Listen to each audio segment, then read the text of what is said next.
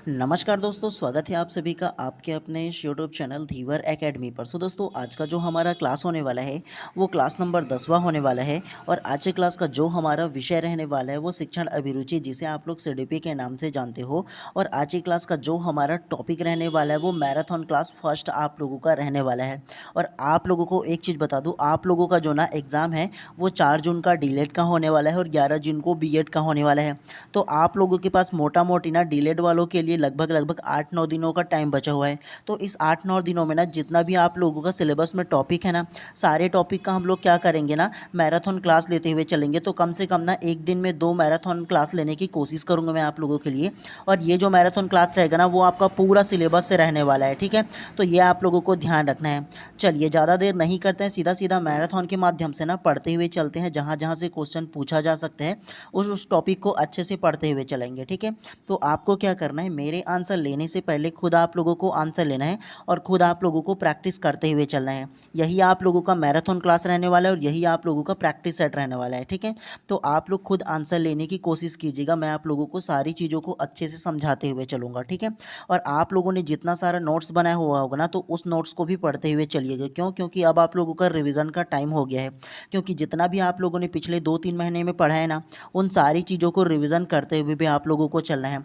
ऐसा नहीं होना चाहिए कि मेरा एक टॉपिक 2 टॉपिक ऐसा छूट गया है तो उसके चक्कर में आप जितना सारा पढ़े हो उसको भूलते जाओ और आगे की टॉपिक को पढ़ते जाओ और पीछे की टॉपिक को भूलते जाओ। तो ऐसा आप लोगों के साथ नहीं होना चाहिए। तो इसीलिए ज़्यादा ज़रूरी है कि आप लोग क्या करो, आप लोग ना रिवीजन करते हुए चलना है सारी चीज़ों का। खास तौर से 3 सब्जेक्ट को आप लोगों को सबसे ज़्यादा पढ़ना है।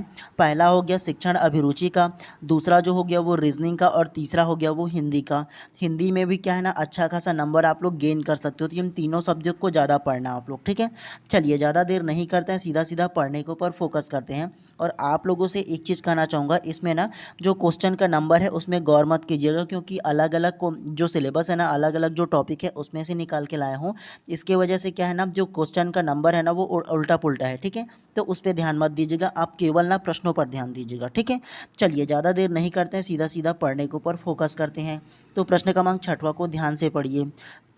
विकास का अर्थ है, ऑप्शन ए परिवर्तनों की प्रगतिशील श्रृंखला, ऑप्शन बी अभिप्रेरणा के परिणाम स्वरूप परिवर्तनों की प्रगतिशील श्रृंखला, ऑप्शन सी अभिप्रेरणा और अनुभव के परिणाम स्वरूप परिवर्तनों की प्रगतिशील श्रृंखला, या ऑप्शन डी परिपक्वता और अनुभव के परिणाम स्वरूप परिवर्तनों की श्रृंखला। तो क्या इसका आंसर हो सकता है?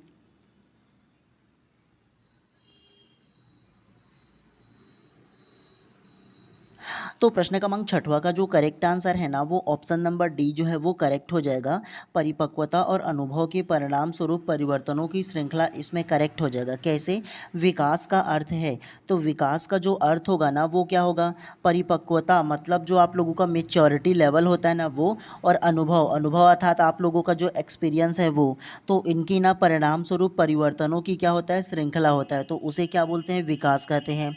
आप लोगों को मैंने अपने पिछले क्लास में पढ़ाया था कि विकास क्या होता है। विकास जो है ना वो 2 प्रकार से होता है। सबसे पहला जो विकास होता है वो बौद्धिक विकास होता है, जिसमें इंसानों की ना बुद्धि का विकास होता है। और दूसरा जो होता है वो शारीरिक विकास होता है, जिसमें उसका पूरा बॉडी का विकास होता है। तो विकास पूरी तरह से 2 प्रकार से होता है। बौद्धिक विकास होता है जिसमें ना लोगों की ना सोचने समझने की क्षमता बढ़ता है, मैच्योरिटी लेवल बढ़ता है, क्या सही है क्या गलत है इसका जो लेवल है ना वो बढ़ता है, जिसे परिपक्वता के नाम से जानते हैं। उसके अलावा शारीरिक विकास में क्या होता है? लोगों का वजन का बढ़ना, उसके हाइट का बढ़ना, ये सारा चीज़ क्या होगा? शारीरिक विकास के अंतर्गत आता है, ठीक है। और इसे हम लोग वृद्धि के नाम से भी जानते हैं। तो इसीलिए विकास का जो अर्थ होगा ना वो परिपक्वता और अनुभव के परिणाम स्वरूप परिवर्तनों की श्रृंखला इसमें करेक्ट हो जाएगा। तो इसीलिए प्रश्न क्रमांक 6 का जो करेक्ट आंसर होगा ना, ऑप्शन नंबर डी जो है इसमें करेक्ट हो जाएगा। चलिए नेक्स्ट प्रश्न को पढ़ते हुए चलते हैं इसी प्रकार से। अब चलिए प्रश्न क्रमांक 12वां को ध्यान से पढ़िए। शरीर का विकास उसके अंगों, इंद्रियों तथा शक्तियों का विकास का होना चाहिए। जहाँ तक संभव हो बालक की आंतरिक क्षमताओं का स्वच्छंद विकास करना चाहिए। बालक को जीना सिखाना शिक्षक का कार्य यही है। उपरोक्त कथन है। Option A Rousseau, option B Mahatma Gandhi, option C Rabindranath Tagore, या ऑप्शन डी फ्रॉबेल।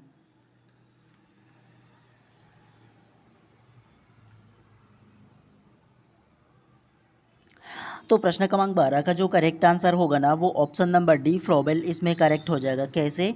शरीर का विकास उसके अंगों, इंद्रियों तथा शक्तियों का विकास होना चाहिए। जहाँ तक संभव हो बालक की आंतरिक क्षमताओं का स्वच्छंद विकास करना चाहिए। बालक को जीना सिखाना शिक्षक का कार्य यही है। उपरोक्त कथन है। तो ये जो पूरा लाइन है, जो कथन है ना, वो फ्रॉबेल मनोवैज्ञानिक ने दिया था। ये आप लोगों को याद रखना है। और आप लोगों को ये बताया था ना कि फ्रॉबेल ने कौन सा सिद्धांत दिया था। तो फ्रॉबेल ने ना किंडरगार्टन नामक ना जो सिद्धांत है वो दिया था, या किंडरगार्टन स्कूल की कल्पना किया था। ठीक है। अब किंडरगार्टन को कैसे याद रखना है, आप लोगों को ट्रिक भी बताया था। आप लोग गार्डन जाते हो घूमने, गार्डन में क्या रहता है, गार्डन में मेढक रहता है, और मेढक को क्या बोलते हैं, अंग्रेजी में फ्रॉग बोलते हैं, और फ्रॉग से फ्रॉबेल लेना है। ठीक है। अगर आप लोगों से ये प्रश्न पूछा जाए कि किंडरगार्टन का विधि किसने दिया, या किंडरगार्टन सिद्धांत का प्रतिपादन किसने किया, तो किंडरगार्टन से आप लोग गार्डन को लेना है। और गार्डन में क्या रहता है, मेढक रहता है। मेढक को अंग्रेजी में फ्रॉग बोलते हैं, और फ्रॉग से आप लोगों को फ्रॉबेल लेना है। समझ में आया आप लोगों को? तो इसीलिए प्रश्न क्रमांक 12 का जो करेक्ट आंसर होगा ना ऑप्शन नंबर डी जो है इसमें करेक्ट हो जाएगा। चलिए नेक्स्ट प्रश्न को पढ़ते हुए चलते हैं इसी प्रकार से। चलिए प्रश्न क्रमांक 16 को ध्यान से पढ़िए। क्रियात्मक विकास का मस्तकोधोमुखी नियम खाली स्थान विकास को बताता है। ऑप्शन ए पैर के अंगूठे से मस्तक तक, ऑप्शन बी मस्तक से पैर के अंगूठे तक, ऑप्शन सी मेरुदंड से हथेली की उंगलियों तक, या ऑप्शन डी हथेली की उंगलियों से मेरुदंड तक।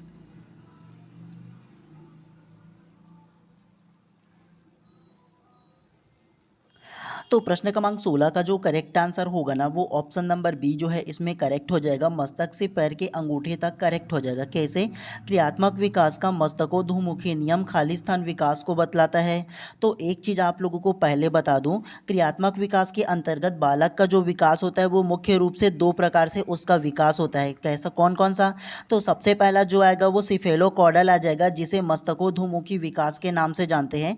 और मस्तकोधमुखी विकास या सिफेलोकॉर्डल क्या होता है ये जान लो। सबसे पहला, एक जो बालक है ना उसका जो विकास है ना, सबसे पहले उसके सिर का विकास सबसे पहला होता है, उसका धड़ का विकास सबसे पहला होता है। और सिर का विकास होने के बाद ना धीरे धीरे करके ना उसके जो शरीर के जो नीचे की ओर ना उसकी पैर की उंगलियों तक की क्या होता है, उसका जो विकास है वो जाता है। आप लोगों ने देखा होगा एक जो बालक होता है, नवजात शिशु ना, तो उसका सिर का विकास सबसे ज़्यादा पहले होता है। तो इसीलिए उसका जो सिर होता है ना अपने शरीर का लगभग लगभग 40 से 50% तक की बड़ा आप लोगों ने देखा होगा। इसी वजह से होता है। ठीक है। क्योंकि एक जो बालक है ना उसका विकास जो होता है वो सिर का सबसे पहला होता है। तो ये आप लोगों को ध्यान रखना है। और इसे क्या बोलते हैं, तो इसे मस्तकोधमुखी विकास के नाम से जानते हैं, जिसमें सिर का विकास बालक का पहले होता है और उसका विकास होने के बाद ना नीचे की ओर बढ़ता है, पैर की उंगलियों की ओर बढ़ता है जो विकास होता है वो, जिसे मस्तकोधमुखी विकास कहते हैं। जो बता रहा हूँ उसे याद रखना, नोट करके रख लेना, वेरी वेरी इंपॉर्टेंट है, पूछा जाता है ऐसा क्वेश्चन। अब क्रियात्मक विकास के अंतर्गत दूसरा जो विकास है वो क्या होता है ये जान लो। दूसरा जो विकास होता है वो प्रॉक्सिमोडिस्टल होता है, जिसे केंद्राधोमुखी विकास के नाम से जानते हैं। अब केंद्राधोमुखी विकास या प्रॉक्सिमोडिस्टल क्या होता है ये जान लो।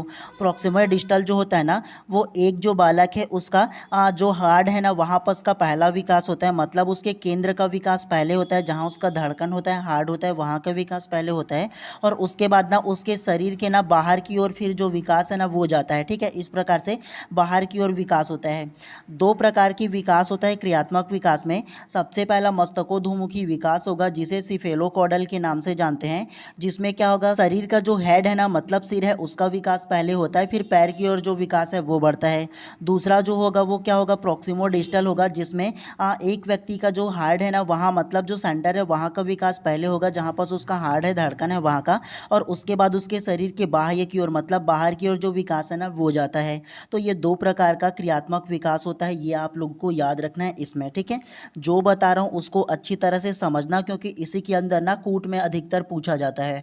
तो आप लोगों को इसीलिए केवल प्रश्नों का उत्तर नहीं बता रहा हूँ, विस्तार पूर्वक आप लोगों को समझाते हुए चल रहा हूँ, क्योंकि सीडीपी में मेन आप लोगों को क्या करना है, समझना है, रटना नहीं है। रटोगे तो कोई फायदा नहीं होगा, इसीलिए बता रहा हूँ दोनों विकास को अच्छी तरह समझ लेना आप लोग। ठीक है। अगर वहीं पर आप लोगों का एक और इसमें क्वेश्चन बनता है, अगर पूछा जाता कि क्रियात्मक कौशल के बारे में अगर पूछा जाता है ना, तो आप लोगों को एक चीज़ बता दूं क्रियात्मक कौशल के बारे में। अगर क्रियात्मक कौशल पूछा जाता तो उसमें क्या होता है, क्रियात्मक कौशल मुख्यतः दो प्रकार से होता है। सबसे पहला सूक्ष्म क्रियात्मक कौशल होता है और दूसरा स्थूल क्रियात्मक कौशल होता है। सूक्ष्म क्रियात्मक कौशल के अंतर्गत क्या आएगा ये जान लो। सूक्ष्म क्रियात्मक कौशल के अंतर्गत ना उंगलियों और हाथों का ना प्रयोग करना, मतलब ना छोटे छोटे कार्य जो करना होता है ना, वो सूक्ष्म क्रियात्मक कौशल के अंतर्गत आएगा। जैसे किसी पानी का बॉटल को पकड़ना, पेन से किसी चीज़ को लिखना। तो जो जिसमें आपका शरीर का जो छोटा हिस्सा है वो काम करेगा ना, जैसे आपकी हाथों का उंगलियां वगैरह हिलेगा, उसमें किसी पेन वगैरह को पकड़ते हो, मोबाइल वगैरह को पकड़ते हो, तो वो सूक्ष्म क्रियात्मक कौशल के अंतर्गत आता है। दूसरा जो होगा वो स्थूल क्रियात्मक कौशल होगा। स्थूल क्रियात्मक कौशल क्या होता है, जिसमें आप लोगों का पूरा जो बॉडी है वो इन्वॉल्व होता है, जैसे बैठना, रेंगना, दौड़ना, कूदना, ये सारे की सारा किस में आएगा, स्थूल क्रियात्मक कौशल के अंतर्गत आ जाएगा। तो इन दोनों को आप लोगों को याद रखना है इसके अंतर्गत। तो इसीलिए प्रश्न क्रमांक 16 का जो करेक्ट आंसर होगा ना, ऑप्शन नंबर बी जो है इसमें करेक्ट हो जाएगा। जो जो चीज़ मैं अभी आप लोगों को विस्तार पूर्वक समझाते जा रहा हूँ, केवल उसको समझना अच्छे से, क्योंकि अभी के लेवल में ना जो क्वेश्चन पूछा जा रहा है वो अधिकतर कूट में पूछा जा रहा है। तो इसी में अपने मन से ना उन लोग क्या बोल देंगे, कथन कारण बना करके आप लोगों को देंगे इन्हीं टॉपिक में से। तो इसीलिए आप लोगों को समझते हुए चलना है, सारे क्वेश्चन को रटना मत, आप लोगों को बता रहा हूँ। आप लोगों को ये लगता है ना कि मैं भूल जाऊंगा, तो शॉर्ट नोट्स में आप लोग शॉर्ट में लिख लीजिए ना जी, क्या दिक्कत है उसमें। चलिए प्रश्न क्रमांक 17 को ध्यान से पढ़िए। व्यक्तिगत विभिन्नता का सिद्धांत बताता है कि उपर्युक्त के संबंध में सर्वाधिक उपयुक्त विकल्प का चुनाव करें। तो आपको ना ये चारों ऑप्शन में से ना जो सबसे उपर्युक्त है, सही है, उसका चुनाव करना है। ऑप्शन ए, प्रत्येक व्यक्ति में विकास के संदर्भ में विभिन्नताएं होती है। ऑप्शन बी, प्रत्येक व्यक्ति में वृद्धि के संदर्भ में विभिन्नताएं होती है। ऑप्शन सी, प्रत्येक व्यक्ति में वृद्धि और विकास के संदर्भ में समानताएं होती है। या ऑप्शन डी, प्रत्येक व्यक्ति में वृद्धि और विकास के संदर्भ में विभिन्नताएं होती है। तो क्या इसका आंसर होगा?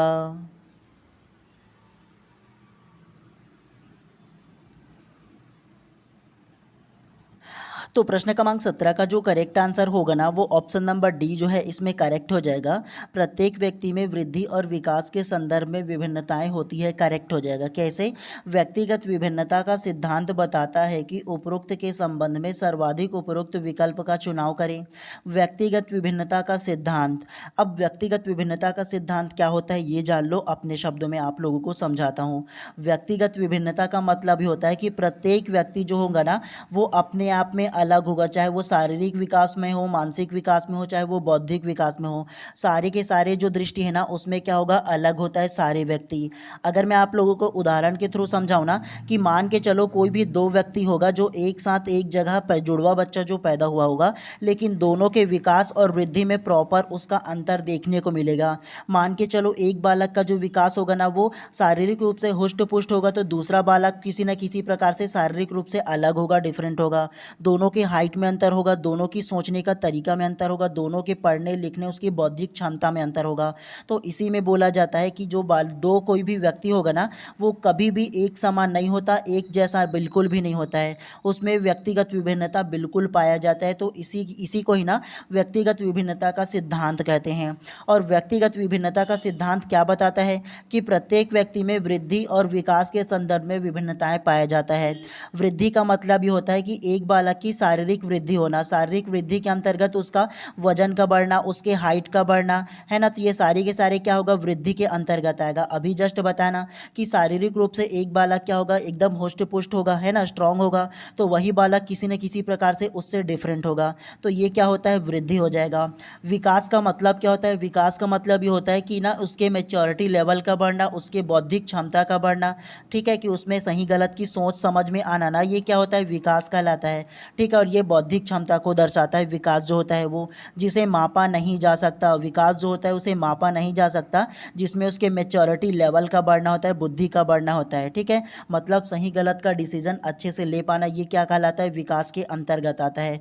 तो दोनों में क्या होता है, विभिन्नताएं पाया जाता है दोनों बालक में, तो इसी को विभिन्नता का सिद्धांत बोला जाता है। कोई भी दो व्यक्ति संसार का कोई भी ले आओ, सेम टू सेम कभी नहीं होता है, उसमें प्रॉपर क्या है, विभिन्नताएं, अंतर जो होता है वो पाया जाता है। तो तो इसी को आप लोगों को याद रखना है। और आप लोगों को ये विभिन्नता वगैरह सवाल क्यों पढ़ना पड़ रहा है, ये सारा चीज़ क्यों पढ़ना पड़ रहा है। आप भविष्य में शिक्षक बनना चाहते हो और शिक्षक होने के नाते आप जिस कक्षा में जाओगे, जिस कक्षा में आप पढ़ाने जाओगे ना, जिस स्कूल में, वहाँ तो हजारों की संख्या में बालक रहेंगे जी। और उन बालकों को आप लोगों को समझना है कि वो जो बालक है वो कई बालक बौद्धिक रूप से क्या होगा, स्ट्रांग होगा, कई बालक जो है वो शारीरिक रूप से स्ट्रांग होगा। तो अलग अलग बालकों को आप लोगों को किस प्रकार से हैंडल करना है, एक में लेकर के चलना है। तो इसीलिए आप लोगों की जो मानसिक क्षमता है ना और बौद्धिक क्षमता है उसको स्ट्रांग किया जा रहा है इस प्रकार के प्रश्नों के माध्यम से। समझ में आ रहा है ना, ताकि आप लोग जब शिक्षक बनो तो उस वक्त ना जो अलग अलग बालक है उसको पहचान सको कि सारे बालक अलग अलग होते हैं और सारे बालकों को एक साथ लेकर के जो स्टडी है ना वो आप लोग करा पाओ। तो ये कौशल एक शिक्षक में होना चाहिए। इसीलिए आप लोगों का इस प्रकार की जो क्वेश्चन है वो पूछा जाता है कि आप लोगों का लेवल किस प्रकार से, सोचने समझने की क्षमता किस प्रकार से, इसीलिए पूछा जाता है। तो इसीलिए प्रश्न क्रमांक 17 का जो करेक्ट आंसर होगा ना, ऑप्शन नंबर डी जो है इसमें करेक्ट हो जाएगा। भले ही आप लोगों को टाइम लगे चलेगा, लेकिन उस प्रॉपर प्रश्न से ना जितने भी प्रकार से क्वेश्चन बन सकते हैं सारे क्वेश्चन को मैं आपको अपने मन से बताते हुए चलता हूँ, ताकि आप लोगों को अच्छे से समझ में आ जाए एक ही बार में। ठीक है, चलिए प्रश्न क्रमांक 5वां को आप ध्यान से पढ़िए। जन्म पूर्व विकास का सही क्रम है, मतलब यह है कि एक जो बालक है ना उसका जन्म लेने से पहले उसका विकास कैसे कैसे होता है आपको ये बताना है। ऑप्शन ए युग्मनज भ्रूण गर्भस्थ शिशु, ऑप्शन बी भ्रूण गर्भस्थ शिशु युग्मनज, ऑप्शन सी युग्मनज गर्भस्थ शिशु भ्रूण, या ऑप्शन डी गर्भस्थ शिशु भ्रूण युग्मनज। तो क्या इसका आंसर होगा?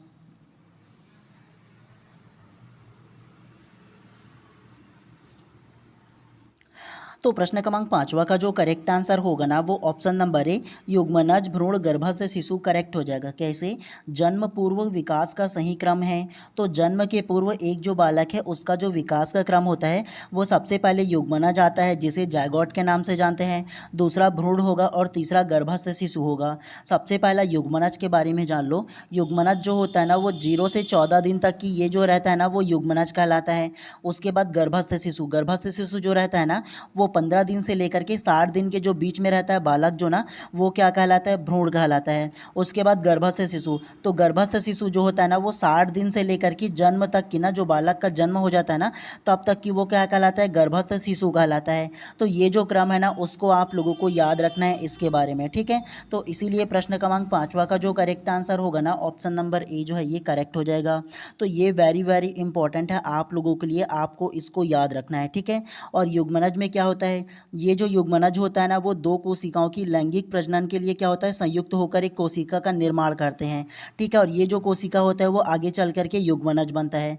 ठीक उसी प्रकार से भ्रूण, भ्रूण जो होता है वो प्राणी के विकास की क्या होता है, प्रारंभिक अवस्था होता है। ठीक है, जिसे भ्रूण के नाम से जानते हैं। उसके अलावा गर्भस्थ शिशु, तो गर्भस्थ शिशु जो होता है ना वो जो बालक है ना उसके विकास काल को क्या बोला जाता है, 60 दिन के बाद ना जब तक कि जन्म नहीं होता ना तब तक कि बालक का जो विकास काल होता है उसे गर्भस्थ शिशु के नाम से जानते हैं। तो इन तीनों के सीक्वेंस को आप लोगों को याद रखना है, इंपॉर्टेंट है। ठीक है, चलिए नेक्स्ट प्रश्न को पढ़ते हुए चलते हैं इसी प्रकार से। अब चलिए प्रश्न क्रमांक 25 को ध्यान से पढ़िए। एक 13 वर्षीय बालक बात बात में अपने बड़ों से झगड़ा करने लगता है और हमेशा स्वयं को सही साबित करने की कोशिश करता है। वह विकास की किस अवस्था में है? ऑप्शन ए प्रारंभिक बाल्यावस्था, ऑप्शन बी किशोरावस्था, ऑप्शन सी युवावस्था, या ऑप्शन डी बाल्यावस्था।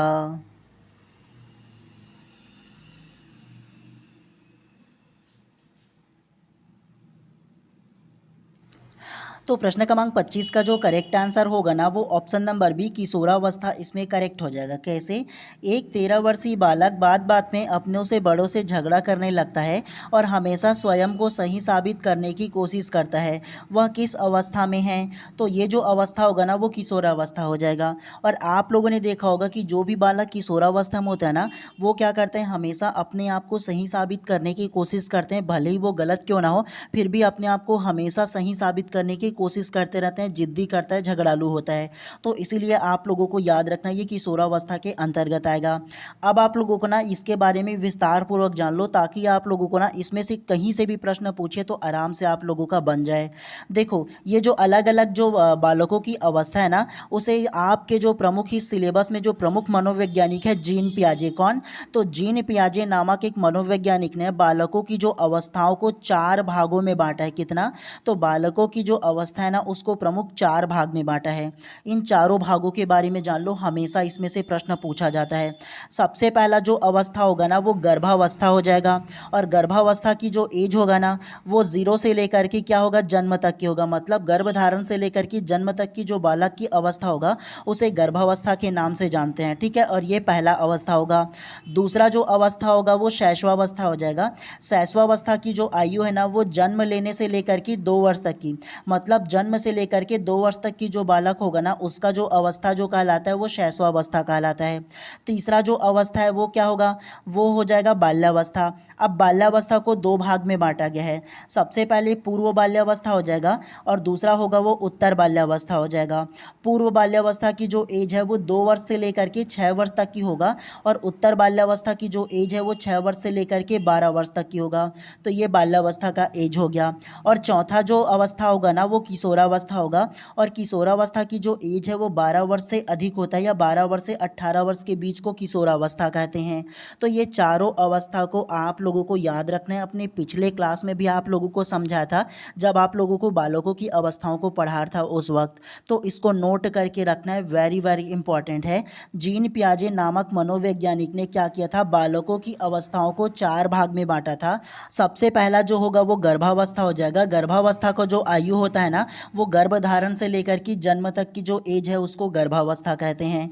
दूसरा जो अवस्था होगा वो शैशवावस्था होगा, और शैशवावस्था जो है वो जन्म से लेकर के 2 वर्ष तक की जो एज है वो शैशवावस्था कहलाता है। तीसरा जो होगा वो क्या होगा, वो बाल्यावस्था होगा, और बाल्यावस्था को 2 भाग में बांटा गया है, पूर्व बाल्यावस्था और उत्तर बाल्यावस्था। पूर्व बाल्यावस्था जो होगा वो जिसका एज है वो 2 वर्ष से लेकर के 6 वर्ष तक की होगा, और उत्तर बाल्यावस्था का जो एज है वो 6 वर्ष से लेकर के 12 वर्ष तक की होगा। और उसके अलावा चौथा जो आयु है ना, मतलब चौथा जो अवस्था है वो किशोरावस्था हो जाएगा, और किशोरावस्था की जो आयु है वो 12 वर्ष से अधिक है, या 12 वर्ष से 18 वर्ष आप लोग ले सकते हो। तो ये आप लोगों को याद रखना है। जीन पियाजे की जो बालकों की जो अवस्था है उसको 4 भाग में बांटा है, उसको याद रखना है। इसमें से हर साल एक प्रश्न पूछा जाता है, तो वेरी वेरी इंपॉर्टेंट है आप लोगों के लिए। और अगर आप लोगों को ये जो सीक्वेंस है जो आपको बताया ना वो याद रहता तो एक बार में ही आप लोगों का ये प्रश्न बन जाता। कैसे, तो देखो इसमें स्पष्ट रूप से पहला लाइन में ही बोला है, एक 13 वर्षीय बालक। तो आप लोग मुझे ये बताओ कि एक 13 वर्षीय बालक वो कौन से एज में आएगा। अभी आप लोगों को बताया ना कि 4 भाग को बोला है। सबसे पहला जो होगा वो क्या होगा, गर्भावस्था होगा, वो गर्भधारण से लेकर के जन्म तक की हो जाएगा, तो ये इसके अंतर्गत नहीं आएगा। दूसरा जो होगा वो शैशवावस्था हो जाएगा, जन्म से लेकर के 2 वर्ष तक की होगा, तो ये भी इसमें नहीं आएगा। तीसरा जो आयु है वो क्या होगा, वो बाल्यावस्था हो जाएगा। तीसरा में बाल्यावस्था को 2 भाग में बांटा है, पूर्व बाल्यावस्था और उत्तर बाल्यावस्था। पूर्व बाल्यावस्था की जो एज है वो 2 वर्ष से लेकर के 6 वर्ष रखा है। उत्तर बाल्यावस्था का 6 से लेकर के 12 वर्ष रखा है, और इसमें भी नहीं आएगा क्योंकि इसमें 13 वर्ष बोला है। चौथा जो एज होगा वो किशोरावस्था होगा, और किशोरावस्था की जो आयु है वो 12 से अधिक या 12 से 18 वर्ष ले लेना। अब आप लोग ये बताओ कि इसमें 13 वर्ष बोला है, तो ये 12 से 18 के बीच में आ रहा है ना, ये 13 वर्ष जो है वो, और ये किस आयु एज में आ रहा है, मतलब किस नाम वाला में आ रहा है, तो वो किशोरावस्था में आ रहा है। तो आप लोगों को क्या लेना था, किशोरावस्था, ऑप्शन नंबर बी को टिक मार लेना था। समझ में आया आप लोगों को। और यही जो आप लोगों को 4 प्रकार की जो अवस्था है जो बांटा है उसको बताना, इसको हमेशा कूट में पूछा जाता है कि पूछा जाएगा प्रश्न कि जीन पियाजे ने जो बालकों की अवस्थाओं को जो अलग अलग भागों में बांटा है उसको सीक्वेंस बाय सीक्वेंस जमाइए, या कौन सा इसमें से है या कौन सा नहीं है, ये आप लोगों को प्रश्न दिया जाएगा और ज़रूर आएगा। आप लोगों को बता रहा हूँ ऐसे प्रश्न पूछा ही जाता है, तो याद रखना है आप लोगों को, ठीक है। आप लोगों को विस्तार पूर्वक इसीलिए बता रहा हूँ, केवल एक प्रश्न इसीलिए नहीं बता रहा हूँ क्योंकि आप लोगों का कितना दिन बचा हुआ है जी, मात्र 8-9 दिन आपका एग्ज़ाम बचा हुआ है, और 8-9 दिन में आपको रिवीजन करना ज़्यादा जरूरी है। तो एक प्रश्न में जितने प्रकार से प्रश्न बन सकते हैं उन सारी चीज़ों को विस्तार पूर्वक आप लोगों को बताते हुए चल रहा हूँ, ताकि आप लोगों का रिवीजन हो जाए एक ही प्रश्न के माध्यम से। चलिए ज़्यादा देर अब नहीं करते हैं, नेक्स्ट प्रश्न को पढ़ते हुए चलते हैं। तो चलिए अब प्रश्न क्रमांक 30 को ध्यान से पढ़िए। किशोरावस्था में बच्चे किस प्रकार की समस्या का सामना करते हैं। ऑप्शन ए, शारीरिक एवं मानसिक परिवर्तन से सामना करते हैं। ऑप्शन बी, अपने साथियों से समायोजन करना। ऑप्शन सी, अपने माता पिता से समायोजन करना, या ऑप्शन डी, पढ़ाई संबंधी समायोजन करना।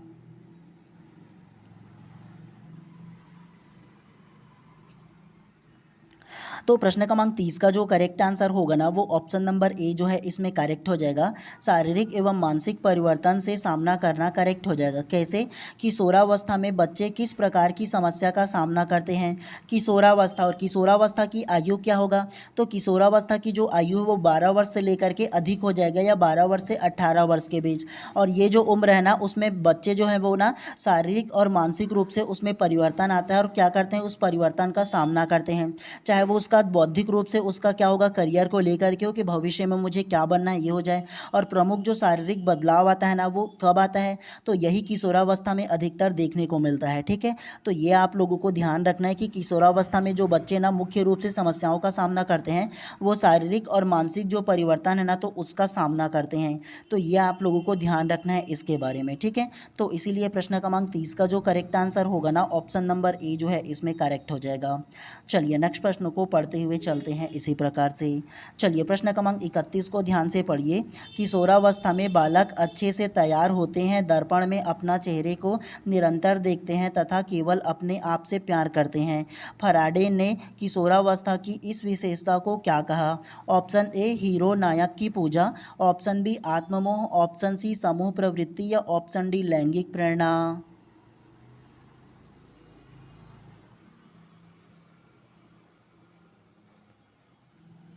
तो प्रश्न क्रमांक 31 का जो करेक्ट आंसर होगा ना वो ऑप्शन नंबर बी आत्ममोह करेक्ट हो जाएगा। कैसे?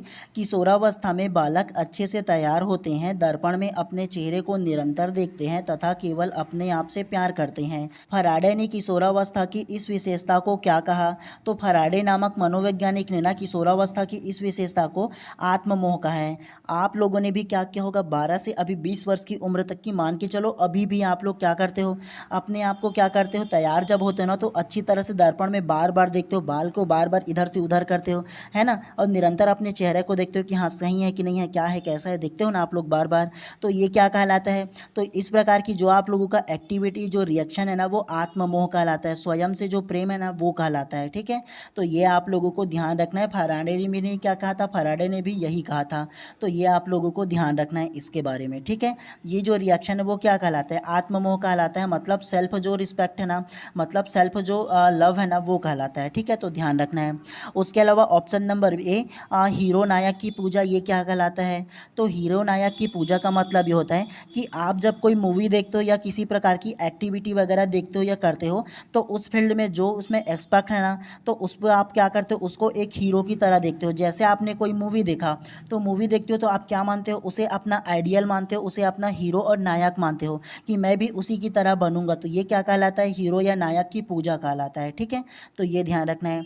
सामूहिक प्रवृत्ति का मतलब क्या होता है? आप समूह में रहना, ग्रुप में रहना क्या करते हो, ज़्यादा अच्छा पसंद करते हो, ग्रुप में रहने के लिए क्या करते हो, उसी प्रकार की प्रवृत्ति करते हो।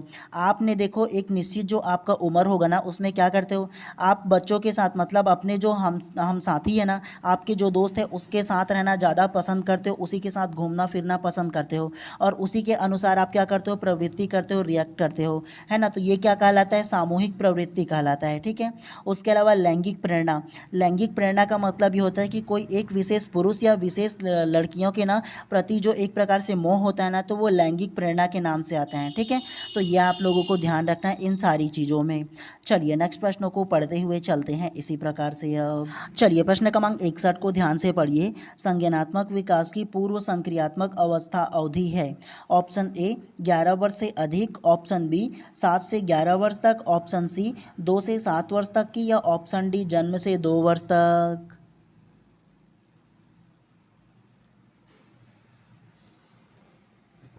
तो प्रश्न क्रमांक 61 का जो करेक्ट आंसर होगा ना वो ऑप्शन नंबर सी 2 से 7 वर्ष इसमें करेक्ट हो जाएगा। कैसे?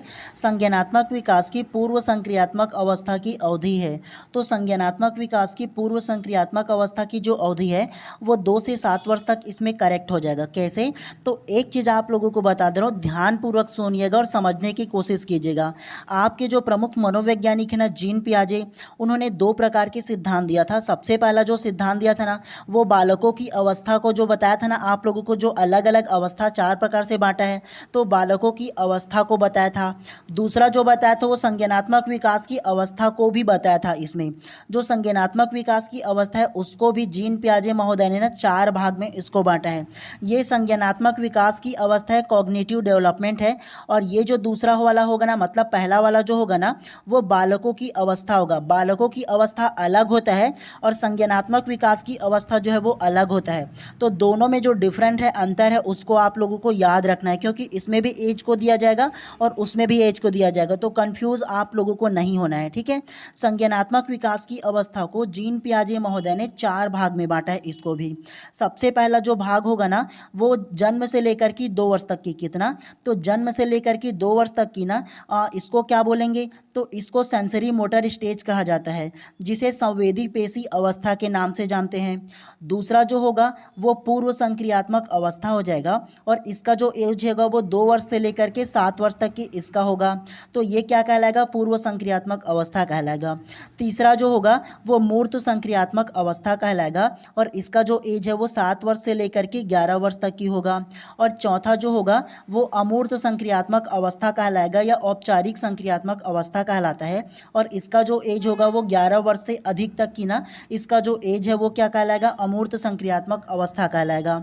तो जीन पियाजे नामक मनोवैज्ञानिक ने संज्ञानात्मक विकास को मुख्यतः 4 भाग में बांटा है, कॉग्निटिव डेवलपमेंट को 4 भाग में बांटा है, तो ये आप लोगों को याद रखना है।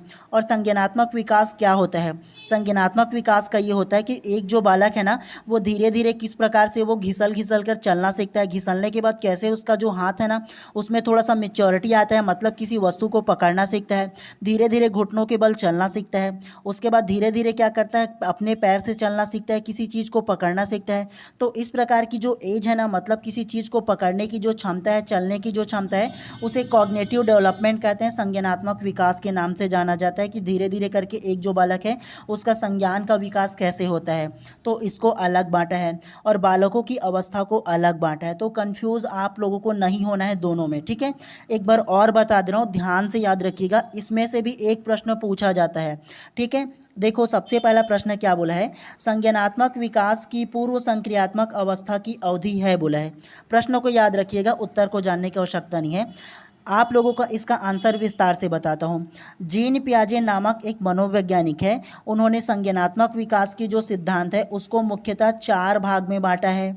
सबसे पहला जो भाग होगा वो सेंसरी मोटर स्टेज हो जाएगा, जिसे संवेदी पेशी अवस्था के नाम से जानते हैं। संवेदी पेशी अवस्था का जो उम्र होगा ना, जो आयु होगा, वो जन्म से लेकर की 2 वर्ष तक की जो उम्र होगा उसे क्या बोलेंगे, तो उसे सेंसरी मोटर स्टेज कहेंगे, जिसे संवेदी पेशी अवस्था के नाम से जानते हैं। ये पहला हो गया, नोट करके रख लेना। दूसरा जो अवस्था होगा ना, मतलब दूसरा जो अवस्था होगा वो क्या होगा, तो दूसरा जो अवस्था होगा वो पूर्व संक्रियात्मक अवस्था हो जाएगा। इसका जो एज होगा वो 2 वर्ष से लेकर के 7 वर्ष तक की इसका एज हो जाएगा। तीसरा जो इसमें सिद्धांत होगा, मतलब तीसरा जो भाग में बांटा है इसको, वो क्या होगा, वो मूर्त संक्रियात्मक अवस्था हो जाएगा। इसका जो एज है वो 7 वर्ष से लेकर के 11 वर्ष तक की इसकी एज को बांटा गया है। उसके अलावा चौथा जो एज होगा ना, वो क्या होगा, तो वो औपचारिक संक्रियात्मक अवस्था होगा, या अमूर्त संक्रियात्मक अवस्था कहलाता है, और इसका जो एज है वो 11 वर्ष से लेकर के अधिक तक की हो जाएगा, है ना। तो ये चारों एज को आप लोगों को नोट करके रखना है, वेरी वेरी इंपॉर्टेंट है अपने शॉर्ट नोट्स में। ये हो गया 4 एज। अब इसमें पूछा क्या गया है, संज्ञानात्मक विकास की पूर्व संक्रियात्मक अवस्था की अवधि क्या है, तो पूर्व संक्रियात्मक अवस्था की अवधि क्या है, तो दूसरा वाला आएगा ना, क्योंकि सबसे पहला सेंसरी मोटर स्टेज हो जाएगा संवेदी पेशी अवस्था, दूसरा जो होगा वो पूर्व संक्रियात्मक अवस्था। तो पूर्व संक्रियात्मक अवस्था की एज क्या है, तो 2 वर्ष से लेकर के 7 वर्ष तक की। किस ऑप्शन में है, तो ऑप्शन नंबर सी में है। करेक्ट लोगे ना जी, अगर ये फॉर्मूला याद रहेगा, ये आप लोगों को पता होगा तो ले पाओगे ना।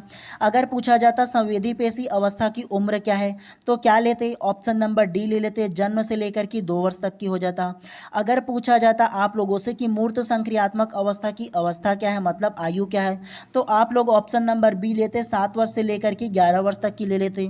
अगर यहीं पर पूछा जाता कि अमूर्त संक्रियात्मक अवस्था की एज क्या है, तो यहाँ पर अगर दे देते अमूर्त संक्रियात्मक अवस्था की एज, या उसके अलावा औपचारिक संक्रियात्मक अवस्था की एज, तो क्या लेते, ऑप्शन नंबर ए को ले लेते हैं 11 वर्ष से अधिक को। तो चारों आप लोगों को आंसर पता होगा ना, तो इसीलिए आप लोगों को विस्तार पूर्वक मैं सारे प्रश्नों को बताता हूँ, केवल एक को नहीं बताता। चारों को अगर बताया हो ना, तो अगर इसके स्थान पर अगर कोई भी बोल दे, यहाँ पूछा जाता हो पूर्व संक्रियात्मक अवस्था के स्थान पर औपचारिक संक्रियात्मक अवस्था पूछ लेते, अमूर्त संक्रियात्मक अवस्था पूछ लेते, संवेदी पेशी अवस्था पूछ लेते, तो बता पाते ना। एक बार यहाँ जो इसका जो स्टेटमेंट है वो चेंज हो जाता, तो ऑप्शन आंसर जो है वो भी चेंज हो जाता है। तो इसीलिए आप लोगों को इसमें विस्तार पूर्वक पढ़ना है, कोई भी एक चीज़ों को शॉर्ट में नहीं पढ़ना है, ठीक है। और मैं आप लोगों को रिवीजन करा रहा हूँ, मैराथन चला रहा हूँ, इसका मतलब यह है कि सारे इसमें से जो प्रश्न बन सकते हैं उन सारी चीज़ों को बताते हुए चलूँगा, केवल एक प्रश्न को नहीं कराऊंगा, क्योंकि आप लोगों का अभी क्या है, कूट में पूछा जाएगा, तो चारों ऑप्शन को दे दिया जाएगा और कूट में पूछा जाएगा, तो बना पाओगे ना जी, अगर आप लोगों को समझ में आएगा, अच्छे से याद रहेगा तो इसीलिए आप लोगों को विस्तार पूर्वक पढ़ते हुए चलना है, ठीक है। चलिए प्रश्न क्रमांक 62 को आप ध्यान से पढ़िए। जे पियाजे का मतलब होता है जीन पियाजे, ठीक है। तो जीन पियाजे द्वारा प्रतिपादित सिद्धांत है ऑप्शन ए संज्ञानात्मक विकास, ऑप्शन बी गामक विकास, ऑप्शन सी सामाजिक विकास या ऑप्शन डी शारीरिक विकास।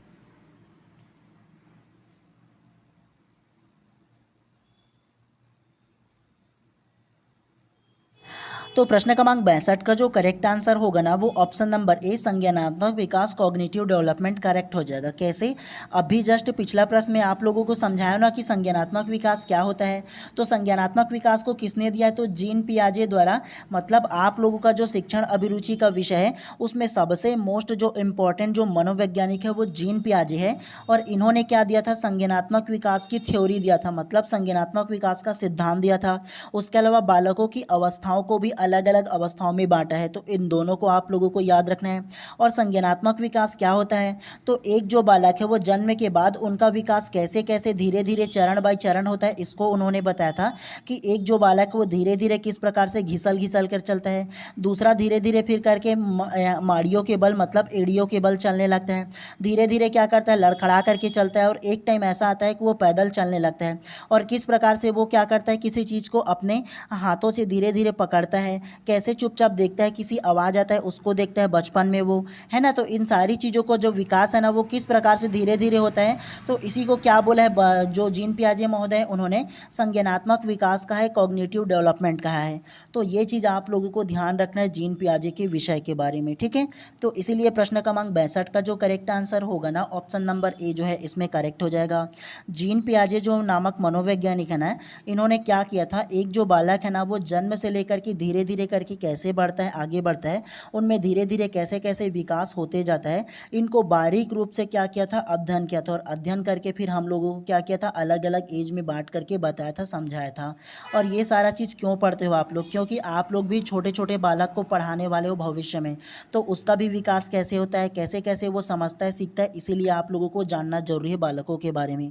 तो इसीलिए आप लोगों का प्रॉपर एक सब्जेक्ट बना दिया गया है शिक्षण अभिरुचि। जब आप लोग डीएलएड का कोर्स करोगे ना, डीएलएड फर्स्ट ईयर में रहोगे, है ना, तो उसमें आप लोग का बाल विकास नाम से एक अलग से विषय रहेगा, इसमें पूरा ये जो सारा चीज़ है उसको आपको पढ़ाया जाएगा। और सेकेंड ईयर में भी आप लोगों का ये जो विषय है वो रहता है, तो ध्यान रखना है, आगे चल करके भी आप लोगों को पढ़ना है, ठीक है। और ये जो सारा चीज़ है आप लोगों का ना सीजी टेट का जब एग्ज़ाम दिलाओगे ना, मतलब शिक्षक पात्रता परीक्षा दिलाओगे, उसमें भी आपका काम आएगा। उसके अलावा सी टेट का एग्ज़ाम दिलाओगे, उसमें भी आप लोगों को ये सारा चीज़ काम आएगा। उसके अलावा जब भी आप लोगों का शिक्षक भर्ती आएगा ना, तो उसमें भी प्रॉपर एक सब्जेक्ट रहता है शिक्षक बाल विकास करके, ठीक है। तो ये भी आप लोगों को दिलाना है। तो आपका इंट्रेंस एग्जाम से लेकर के पूरा तक कि जब तक आप शिक्षक बन नहीं जाते तब तक कि ये जो विषय है वो आपका साथ रहने वाला है। प्रॉपर आपको पढ़ना ही पढ़ना पड़ेगा, कोई पीछा नहीं छोड़ा सकते आप लोग। तो इसीलिए आप लोग रटना मत, समझने पर फोकस करना, क्योंकि आगे भी आप लोगों को इसको पढ़ते हुए चलना है, ठीक है। चलिए प्रश्न क्रमांक 74 को ध्यान से पढ़िए। संज्ञानात्मक विकास के सही क्रम में निम्नलिखित आयु को व्यवस्थित करें। ऐसा ही कूट में प्रश्न आप लोगों से पूछा जाएगा, option A, option B, option C या ऑप्शन डी। और आप लोगों को कंफ्यूज नहीं होना है, आप लोगों को संज्ञानात्मक विकास की जो क्रम है उसको बताया हूँ। क्या क्या बताया हूँ? तो सबसे पहले संवेदी पेशी अवस्था बताया हूँ, उसके अलावा पूर्व संज्ञानात्मक अवस्था बताया हूँ, मूर्त संज्ञानात्मक अवस्था बताया हूँ, और उसके अलावा अमूर्त या औपचारिक संज्ञानात्मक अवस्था बताया हूँ 4 प्रकार से। उसके एज को भी अब भी जस्ट बताया हूँ ना आप लोगों को, तो भूलना नहीं है आप लोगों को। बताओ क्या इसका आंसर होगा? ऐसा गलती करोगे तो दिक्कत हो जाएगा आप लोगों से। अब भी जस्ट पिछले प्रश्न में आप लोगों को अच्छे से समझा हुए सारे एज के बारे में, ठीक है। तो बताइए क्या इसका आंसर होगा।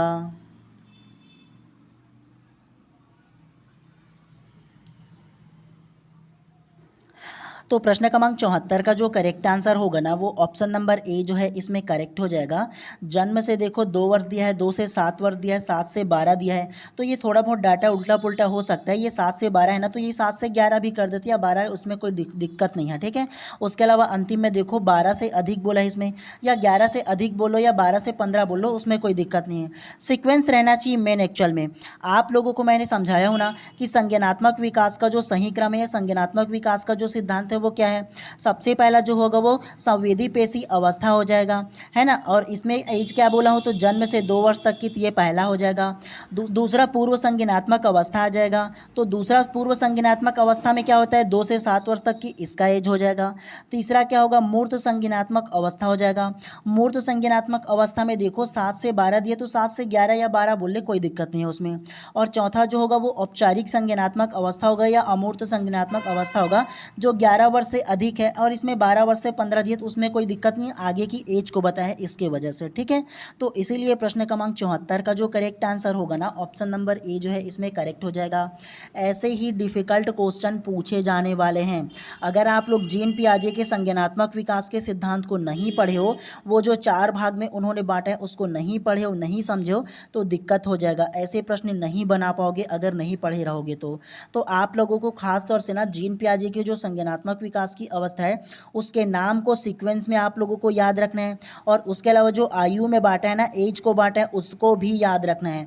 इसमें से प्रश्न पूछा जाता है, बता रहा हूँ आप लोगों को। गलती करोगे तो वो आपका गलती होगा, समझाना और बताना सिर्फ मेरा काम है कि इसमें से आ सकता है बोल करके। बाकी आप लोगों की इच्छा, ये अगर नोट करना चाहो तो कर सकते हो, नहीं करोगे तो बाद में एग्जाम में आएगा तो दिक्कत आपको ही होगा। लेकिन मेरा मानो ना तो नोट करके रख लेना ऐसे प्रश्नों को नहीं याद रखना है। जो आपको समझाया हूँ ना, मतलब 4 अलग अलग प्रकार बताएं, उसको नोट करके रखना है, वो इंपॉर्टेंट है। चलिए प्रश्न क्रमांक 75 को अब ध्यान से पढ़िए। गर्भ में बालक का विकास होने में समय लगता है। ऑप्शन ए 140 दिन, ऑप्शन बी 260 दिन, ऑप्शन सी 380 दिन, या ऑप्शन डी 280 दिन।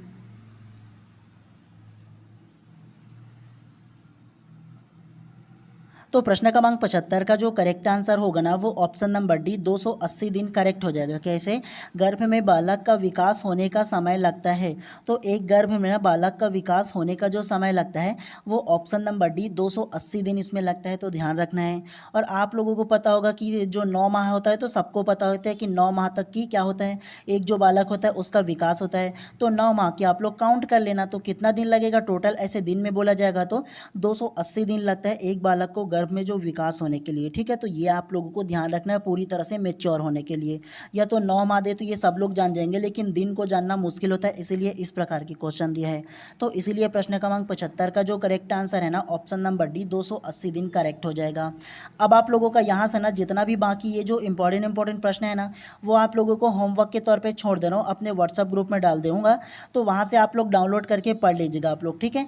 तो इन सारा चीज़ों को आप खुद से पढ़ लीजिएगा, या अलग से आप लोगों के लिए ना कूट वगैरह वगैरह जो क्वेश्चन है ना वो सारे के सारे हैं, और इसका जो आंसर है ना वो पीडीएफ के लास्ट में डाल दूंगा, तो एक बार आप लोग केवल पढ़ लेना, ठीक है। उससे ज़्यादा पढ़ने की आवश्यकता नहीं है। और इसी प्रकार से कंटिन्यू आप लोगों का ना जब तक एग्जाम नहीं हो जाता, मैराथन क्लास आप लोगों का कंटिन्यू आएगा, ठीक है। चलिए आप सभी लोगों का दिन शुभ एवं मंगलमय हो, अच्छे से एग्जाम दिलाइएगा। आप सभी लोगों को आपके एग्जाम के लिए बहुत बहुत शुभकामनाएं।